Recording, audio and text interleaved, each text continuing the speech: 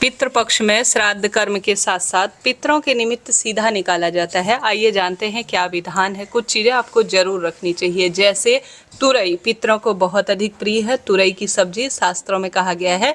और उड़द की दाल जो कि पितृ देवताओं को बहुत प्रिय है। उड़द की दाल के बड़े बनाए जाते हैं, उड़द की दाल के पूड़ी पकवान बनाए जाते हैं। यह पितृ देवताओं को काफ़ी प्रिय है। इनसे शनि राहु संबंधी परेशानी भी दूर होती है। आपको कैसे जल जो है जब आप सीधा निकालेंगे तो जल कैसे छोड़ना है, इसका भी छोटे से वीडियो में आपको जानकारी प्राप्त हो जाएगी, तो अंत तक बने रहिएगा।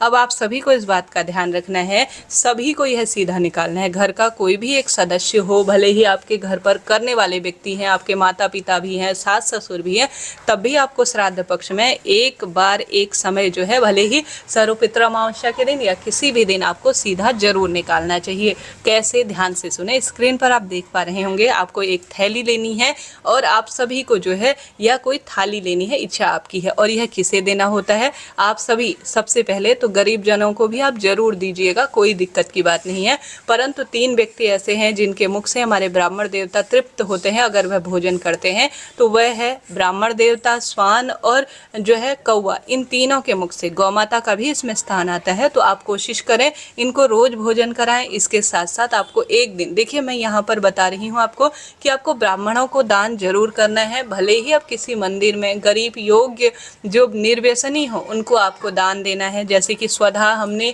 अभी जो है एक गीता के 11वें श्लोक की कथा में भी पढ़ा था, आपने देखा होगा। नहीं सुना तो आप कमेंट्स में पिन किया हुआ है, उसे देख लीजिएगा। उसमें स्पष्ट रूप से कहा गया है निर्व्यसनी वेद व्यासी पंडित जी को ही दान देना चाहिए। गरीबों की भी आप जरूर सहायता करें, परंतु जो पाने योग्य शास्त्र में कहे गए हैं उन्हीं की मैं यहाँ पर बात करूंगी। इसमें कोई दो राय नहीं है कि गरीबों की सहायता करनी चाहिए। तो पंडित जी को आपको देना है। आपके आसपास कोई कुल पुरोहित है तो बढ़िया है, नहीं तो किसी मंदिर में आप दे आइए। आपको इसमें जरूर से रखना है, जैसा मैंने शुरू में बताया, आपको रखना है उड़द की दाल, इसके बिना यह दान अधूरा। और आपको रखनी है गिलकी की सब्जी, नमक बिना यह दान अधूरा है। इस चीज को भी आप नोट करते हुए चलिएगा। तो आपको जरूर से नमक रखना है। और घी आपको रखना है। सरसों के तेल का यहाँ पर प्रयोग नहीं होगा, इस चीज का आप ध्यान रखिएगा। थोड़ा सा इसमें काला तिल आपको जरूर रखना है, इस चीज का भी ध्यान रखिएगा। काला तिल जो है शनि पितृ देवताओं की पूजा में बहुत काम आता है, आप जानते होंगे। जब आप सामग्री इकट्ठा कर लेंगे ना, तो तुलसी पत्र भी आपको रखना है। तुलसी पत्र पितरों की पूजा में सबसे विशेष माना जाता है।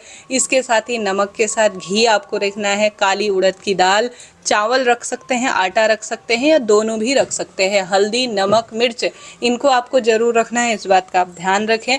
और इनके साथ साथ जो मौसमी फल हैं और सब्जी है, इनको आप जरूर रखिएगा। संभव हो तो 1 कटोरी दूध या 1 थैली दूध जरूर रखिएगा, क्योंकि खीर पितरों को अधिक प्रिय है।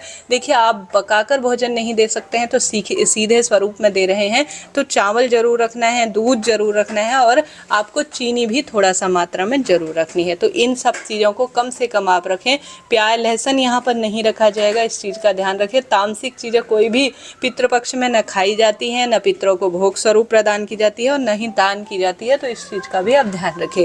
और इसमें कुछ सफ़ेद रंग का वस्त्र, कोई रुमाल हो गया, कोई धोती कुर्ता हो गया, वह आपको पितरों के लिए रखने हैं। अगर आप अपनी जो है बड़े बूढ़ों के लिए, पुरुष जन के लिए सफ़ेद वस्त्र, सुहागिन महिला हैं जो आपकी सास है तो उनके लिए साड़ी या ब्लाउज पीस आप रख सकते हैं लाल पीले रंग का, ठीक है। इसके साथ ही आपको 11, 21, 51 जितना बन सके आप दक्षिणा रखिएगा। दक्षिणा हमारी पूजा पाठ में रही कमी को पूर्ण करता है, ठीक है। बस यह सब चीज़ें पर्याप्त हैं। पितृपक्ष में हम जो सीधा निकालते हैं, जो दान देते हैं, यह आप पका कर भी देते हैं तो बहुत बढ़िया है, नहीं तो सूखे स्वरूप में भी दी जा सकती है। अब इसमें जल कैसे छोड़ना होता है, आपने सामग्री इकट्ठा कर ली, उसके बाद आप सभी को जो है विशेष तौर पर अपने हाथ में, ठीक है, लेना है आपको जल। अपने पितृ देवताओं का ओम सर्व पितृदेवाय नमो नमः कहते हुए जल लीजिए और 3 बार जो है आप सभी को घुमाकर इसे धरती पर छोड़ देना है। चाहे तो अंगूठे की तरफ से इसे छोड़ सकते हैं, नहीं तो सामान्य रूप से कीजिएगा। जैसे तर्पण वगैरह में अंगूठे से जलदान किया जाता है तो उस तरह से कर सकते हैं, परंतु यह प्रक्रिया थोड़ा सा सभी के लिए नहीं है। तो सामान्य आप 3 बार हाथ में जल लेकर पितरों का ध्यान कर कर कि हे पितृ देवता, आपके निमित्त मैं अन्न का दान कर रही हूँ, इसे स्वीकार करें और भूल चूक के लिए क्षमा प्रार्थी हूँ और अपना आशीर्वाद दे, ऐसी प्रार्थना करें और इसे आप दान देकर आ जाइए। बस छोटा सा वीडियो परंतु विशेष था, आपके लिए जरा सा भी उपयोगी है तो राधे राधे लिखना ना भूलें।